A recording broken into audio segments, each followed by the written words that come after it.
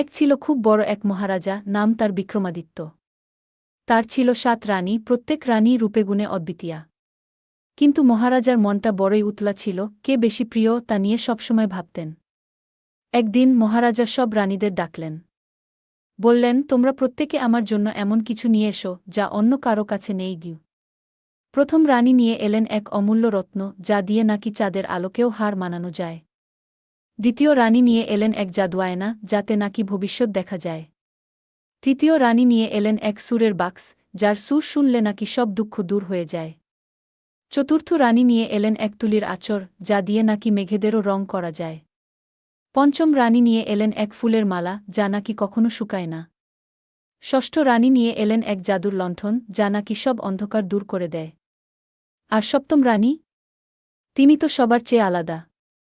তিনি কিছু আনলেন না, শুধু মহারাজার হাত ধরে বললেন, মহারাজ, আমার কাছে আপনার দেওয়া ভালোবাসা ছাড়া আর কিছুই নেই, যা অন্য কারো কাছে নেই। শুনে মহারাজা মুগ্ধ হয়ে গেলেন।